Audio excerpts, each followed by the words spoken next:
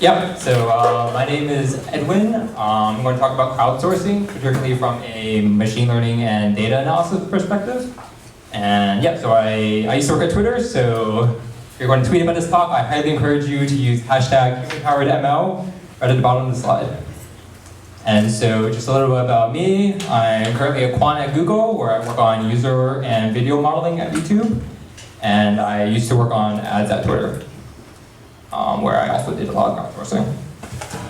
And so for just a quick overview of what I'm going to talk about, in case anyone wants to leave early, I'll cover a bunch of use cases I've worked on, like how we use crowdsourcing at Twitter to match you with ads in real time. So for example, in the slide you see that if you search for Big Bird during the presidential debates, we were able to successfully show you political ads from Barack Obama, which I think is pretty cool. I'll cover other use cases like how we measured personalized relevance through crowdsourcing. I'll give a couple examples of the high quality work that you can actually get on Mechanical Turk, which I think surprises a lot of people. So for example here, just got my workers to write some poetry, which I thought was actually really good. And also describe a little bit about the worker community on Mechanical Turk. And I think these are two memes I found that a bunch of workers made in a couple forums that they have set up. And so I think most people here are familiar with Mechanical Turk already, but I'll give a brief intro in case not. Yeah, so basically Mechanical Turk is Amazon's platform for connecting workers with requesters around the world. And these workers are willing to work on just small individual tasks. So I think the pay, maybe Kelly correct me if I'm wrong, but I think the typical pay used to be at least around $3 to $4 an hour. So maybe high quality work is a little more expensive. I'll maybe touch on that briefly. So what are some examples of a task you can ask workers to perform? So one task I see pretty often, in which I actually looked just now and saw this task up. Requesters can, for example, ask workers to copy text from a business card. Yeah, so here you see the business card, and the workers just fill in all the name, title, address, city, and so on. Categorization tasks are also really common. So for here, for example, the task was to categorize a bunch of different books on Amazon. One of my favorite examples that's a little more fanciful from a couple years ago is this example where someone asked 10,000 workers to each draw a little sheep. If you go to like the sheepmarket.com, I think, you can find all of these sheep. And you can actually see the entire process of the sheep being drawn. And it's kind of random maybe, but since this is a data mining group, I thought it would be fun to run a PCA on the images, project them into two images, and so you can actually see two natural directions in this in the principal components. Like the first principal component measures the darkness of the sheep. As you move along the x-axis, you see the sheep getting darker, and then as you move along the y-axis, you see the sheep getting a little woollier. So not really related to crowdsourcing, but thought it was just a nice tie-in. And so those are some examples of Mechanical Turk in general. So now I'm going to go into some projects I worked on at Twitter, and then later I'll describe some of the things I'm thinking of at Google. So as you guys know, one of the awesome things about Twitter is that it's a real-time conversation around the world. If you remember a couple years ago, there was a plane that crashed into Hudson, and I think it was basically discovered on Twitter. There's an example of when Osama bin Laden was captured, this guy just randomly narrated it. So when an event happens, and that means we suddenly get a flood of real-time queries in search. And this is really hard for us because we've never ever seen these queries before, and Twitter has this really special and short language that's really hard to understand. So for example, during presidential debates, we got all these weird queries like binders for the women and horses and bayonets and Big Bird. And if you see the query Big Bird and you've never seen it before and you have no context, you're just going to think it's about a TV show. But what we really want to do is we want to be able to, one, surface you relevant tweets, and since I work on ads, we want to be able to surface you relevant political ads. And all this makes monetizing real-time search on Twitter just really hard. And so our solution was to get humans into the picture. So basically, when an event happens, we wanted to leverage a huge number of workers on Mechanical Turk to answer questions about these searches for us, which we would then feed back into our search systems. And so I'll give a quick overview of the process. It won't be too technical, but yeah, I'll save any technical details for questions, I guess. So here's what the process looks like. The first step is to detect that a new query is trending. For example, during the all-around gymnastics competition during the Olympics last year, suddenly a lot of people maybe started writing and searching for this hashtag Team Gabby, which referred to one of the members of the US team. So as soon as we detect that a new query is trending, we send it off to our human evaluation systems where we ask judges to answer a bunch of questions about it. For example, we might ask whether the query refers to a person or an event. We might ask what category does this query belong to. We might ask other things like, is there a good picture associated with this query, and so on. And so just after a couple minutes after we found a new query, we have workers working pretty much all day. So we're able to get answers in just a couple minutes, and we can then incorporate all that information into our backend systems. And so, I guess the idea is now when someone searches for Team Gabby, you see this great Gatorade tweet, which is pretty relevant because they're both about sports. So I often get questions about why we went for this human-oriented approach. Like if our algorithms simply weren't good enough. And the answer is kind of twofold. They were not good enough because we have to understand these search queries as soon as possible, because these search spikes are actually really, really short-lived. For example, a lot of search spikes might live even just a couple minutes. But also, the spikes are big enough that it's worth getting these, it's worth answering these searches as perfectly as possible. So I guess you can think of it as optimizing for the head as opposed to optimizing for both the head and the long tail. So that was one interesting project. You can read about it more on the engineering Twitter blog if you're curious. So another thing that I worked on a lot on Twitter is we wanted to be able to measure the relevance of a lot of experiments. So, for example, here's this Twitter user, and we wanted to know if the ads that we're showing him are relevant. And here, for example, the ad is clearly not relevant. It's a guy with pretty short hair, and then we're showing him an ad for Tresemme. And the question is, how do we know that these that the algorithms that we're running are relevant or not? And the standard thing to do is, you can measure the CTR of some new algorithm that you're launching. But it's not always clear that CTR is a direct measure of relevance. For example, people often click on completely irrelevant pictures simply because they're racy or because clicking on pictures is just a really easy thing to do as opposed to clicking on a link and then reading some article. So you want something besides measuring CTR. And the standard solution at a lot of companies, I think, is you run something called a side-by-side experiment.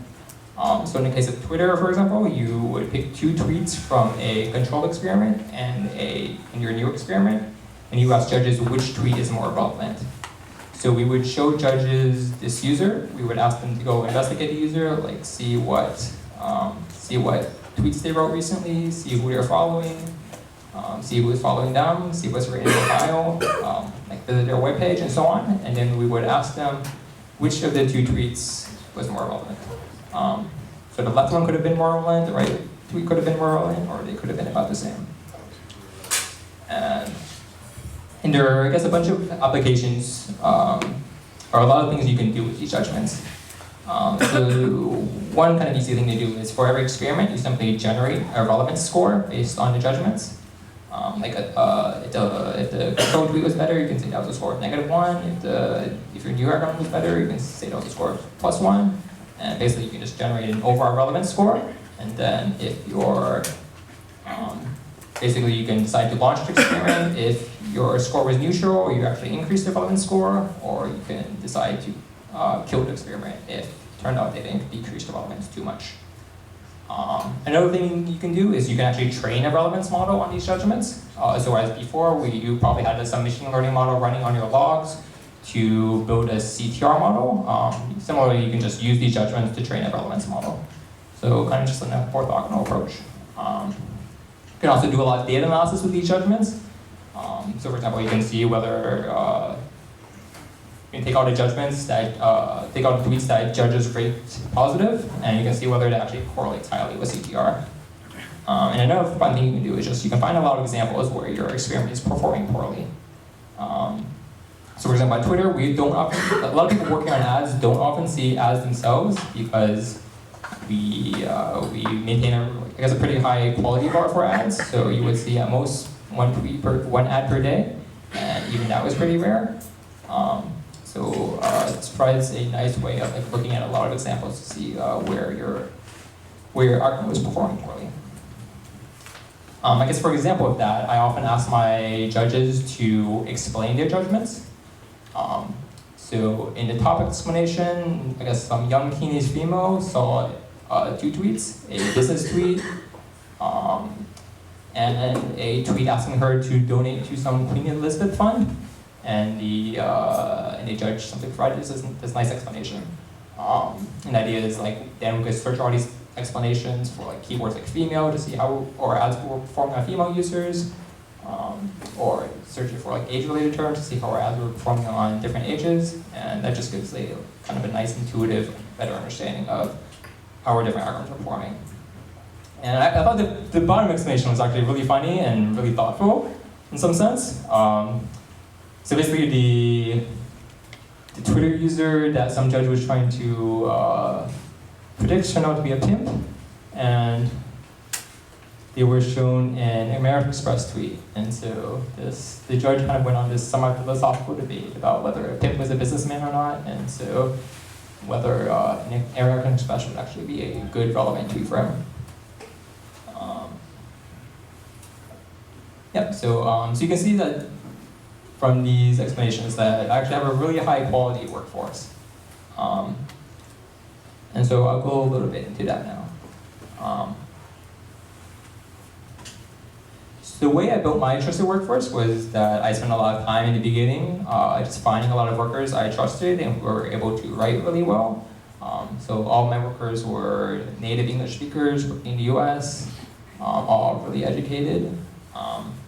And because of that, I was able to get really high quality output, which I think, really does surprise a lot of people. And so there are a bunch of different methods of quality control that you can use. A fairly typical one is to seed gold standards throughout your task. So a gold standard is basically a question whose answer you already know. For example, maybe you're asking workers to categorize books, then I guess you'll categorize a few books yourself and distribute them randomly throughout your task. And then as judges work on tasks, you'll just see whether they match with your gold standards, and if not, you can just throw away their output and basically call that user spamming. I think the problem with gold standards, at least for me, was that they're really annoying and time-consuming to create. So I launched a bunch of random one-off tasks, and I really don't want to have to create gold standards for every single one of them. And these also work only on very relatively simple categorization tasks, whereas I tend to perform a lot of high-level researchy tasks, like the explanations you saw in the previous slide. So gold standards don't work too well for these either. So another way to perform quality control is to use various statistical metrics. For example, you can put a couple of workers on each question. Like every question gets 3 workers, or every question gets 5 workers, and you can take the majority as answer as the output. Because you can also run an EM algorithm. I think running an EM algorithm is kind of, if you're familiar with EM, I think it's kind of overkill for this case because your prior on your worker quality is already kind of high. So there's not much difference as opposed to simply taking majority, but it is another option, I guess. Because the problem with maybe putting a couple of workers on each question is that it didn't get somewhat expensive, and it also only works for relatively simple categorization tasks. For example, if you're asking your workers to do a lot of writing, then obviously there's no easy way to tell whether your workers are agreeing with each other. And then the third option, which we were actually using at Twitter before I joined, was to have in-house judges. So there was another team that hired a bunch of workers in New York to perform all these micro tasks. The problem with that was that it was really expensive. I was really surprised. We were hiring these people in New York. We were paying them $20 to $30 an hour, which was kind of incredible, to just perform these very basic tasks. It was also really hard to schedule all these workers to come in, because whereas I guess the handbook workers kind of have access to work all the time, we didn't have that much work at Twitter, so we would have to manually schedule each one of them, which meant it could take quite a while for us to actually get results from our tasks back. And it was also really hard to communicate with these judges because they had other jobs.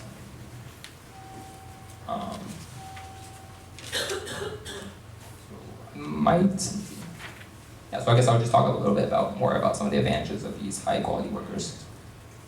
So one is that they actually do a really good job helping you design your tasks yourself.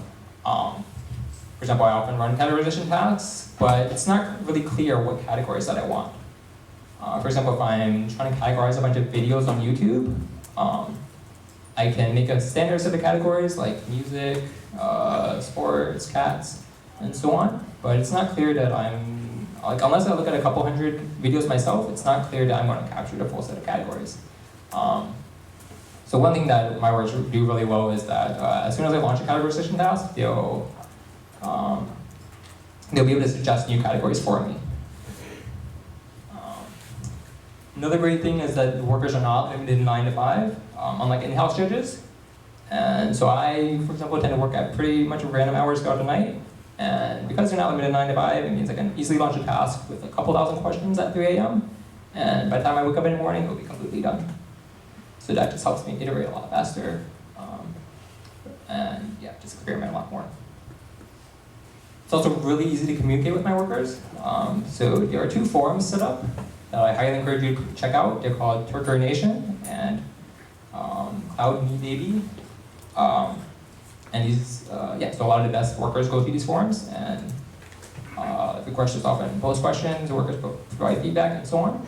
I also have mailing lists set up to talk to my workers, and occasionally I even have a chat room set up, so if I want instant feedback on a task without having to go through the lag of email, it's really nice to go through a chat room. Because these workers are also extremely efficient as opposed to random workers off the street. Because they're paid per task, they're incentivized to work on each task as quickly as possible. So they have a bunch of Firefox and Chrome scripts set up that help them work on your tasks as quickly as possible while still providing accurate results. So here are just some examples of really great scripts that they use. For example, just like a keyword highlighter, which is really useful for sentiment classification tasks. There's an auto hotkey script. So a lot of requesters will often, instead of providing you a predefined set of categories, they'll ask you to write out categories. And so instead of having to type out categories every single time, they can just assign them to a hotkey. And if you're interested in more of the scripts, you can just check out the link at the bottom. So I'll touch a little bit on the high quality work that my judges provide, and I guess I'll just give some more examples. So one of the things I really like doing with my workers is I get them to do some kinds of like user research. So they've seen thousands of ad user pairs, and one task I asked them to perform was I simply asked them what overall patterns they noticed in developments of these ads to these users. And so like one example of this really interesting response that one judge gave me was, they said that we were showing a large number of tweets to users from the UK, and basically the tweets were really broad and based primarily on the fact that the user was in the UK. So a lot of this was like a pretty interesting insight that we wouldn't have noticed ourselves. And so, kind of similar to the example that I gave earlier of the user writing poetry. Just another example of just getting my users to write just a Bieber song. Which kind of just a fun example that kind of shows you their creativity or their writing skills. I also got my workers to crowdsource an entire song once to celebrate a project, the launch of a project. So I had them write up the lyrics and the music and the singing itself. And so I won't play the song for you myself, but if you're interested, you can just go find it on YouTube. Like if you search for the Twitter engineering blog, you should be able to find a link. And I guess these are just some more fun memes that I thought were just interesting. And so the background is that my alias on Mechanical Turk is called Jack Stone, and for the initial real-time system that I described earlier, it was running every 30 minutes, or was supposed to, but I guess it turned out that it didn't always run 30 minutes. So my workers expressed their frustration through this series of memes. Yeah, so I guess there maybe are some possible disadvantages to building a trusted workforce. Like it takes a lot of work in the beginning to curate this setup. I think Mechanical Turk provides some easy ways to help you get bootstrapped. For example, there's a categorization masters filter that you can use. Yeah, I think it's totally worth it in the long run. And also, I guess once you have a high quality workforce, they tend to expect to get paid a little better. So around 10 to 12 hours an hour is what I paid them. But yeah, since you don't need multiple judgments and you get much better quality, I think it's definitely worth it. And so I talked about some of the use cases at YouTube, or at Twitter, that we had of crowdsourcing. And now I'll talk about some things that I've been working on at YouTube. So I've only been at YouTube for a couple months, so I haven't done too much yet, but I'll try to describe a little bit. So one of the questions I'm working on understanding is just exactly what brings users to YouTube. In particular, I'm trying to figure out if there are any core habits or actions that users repeat when they come. For example, if we know that a particular user tends to relax after dinner by watching a lot of 20 to 30-minute content on YouTube, then we know that we should recommend long-form channels to him, like around 6 to 9 p.m. Or if we know that users tend to watch a lot of short videos during their morning commute or their evening commute, we could do something like Google Now suggestions to get them to come back and watch. Or we could focus recommendations during these times on short, low bandwidth videos that are really optimized for mobile. So one question I looked at was, what queries are users repeatedly searching for? So like here are some examples of queries that some user X issued over 5 times within the same month. So for example, there was some user who issued Gangnam Style 5 times in November, or Game Grumps, which is like a popular gaming channel on YouTube. Some other user who issued that 5 times in November. There are a bunch of users who issued query Taylor Swift Goats, which if you search for it on YouTube, it's a pretty amazing example of a great video, so I highly encourage you searching for that. Yep. And so, yeah, so we have all these queries, and I guess we want to be able to categorize these queries. And so the question is, what categories do we actually care about? Like, there's a lot of, you really don't want the standard categories like, oh, this is about gaming, oh, this is about music. So the great thing about having high quality workers is that we can simply trust them enough to decide on categories themselves. And so for example, here's a bunch of searchers, and these are all channel names. So apparently a lot of YouTube users are simply searching for their favorite channels, which is maybe a sign that we should get them to actually subscribe to the channel instead of having them search each time. Another really interesting example is that is this, I guess, cluster of search terms. So whereas if we didn't let the judges categorize or form their own categories themselves, these might all simply get labeled as generic music. You can see that these are all really musical moods, which I guess is an interesting fact. And so maybe the idea is then that we could generate like Pandora style or music categories that users would really like. Is what are time of day watch patterns? For example, are there users who watch mostly during work? Are there, if you look at high schoolers, do they tend to have a burst of activity right after school? Is there a lot of continuous watching at night? And you can try to algorithmically detect these broad clusters, these time of day clusters. For example, here I histogram watches into 24 hours of the day. So each of these boxes represents a particular user, and I took their, I think I took their activity over an entire month, and the x-axis is just the hours of the day. And then we can run some clustering algorithms to cluster these watch vectors into a bunch of different groups. So for example, you see that the top cluster contains basically a like a single peak around dinner time. The second cluster contains a really big peak at night. The third cluster contains a kind of 2 clusters, one around lunchtime, one around night, and so on. The thing is, you miss out on a lot of interesting lot of interesting individual activity. So I can browse through individual examples of use myself, but the problem is that most of these examples are pretty boring, and so I want workers to filter out an interesting examples for me.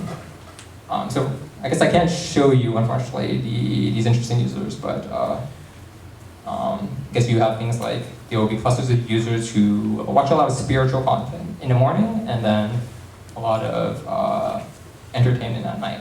Or a lot of high schoolers who, right after school, they tend to watch a lot of gaming channels, but at other times of the day, they just listen to music.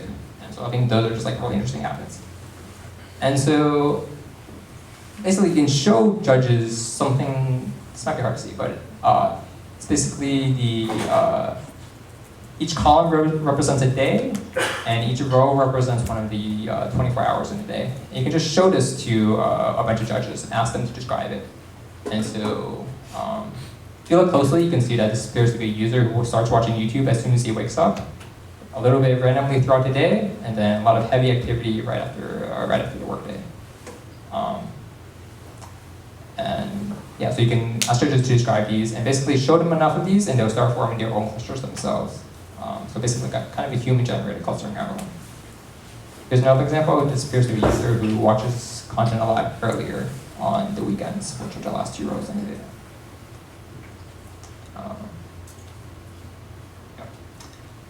So I think the last thing I'll touch on briefly is an open source project I worked on Twitter called Clockwork Raven. So it's basically it's open source on GitHub. So if you go to like github.com/Twitter/ClockworkRaven, you can find it. And it's basically an open source front end and API to Mechanical Turk. And I don't know if you've used the Mechanical Turk interface yourself, but unfortunately I find it pretty nasty. So the goal of this was just to make it easier, friendlier for people to create their own tasks. So the idea is you just upload some data, you design your task using this UI that doesn't require you to know any HTML, and then you can get all your results back in a single place.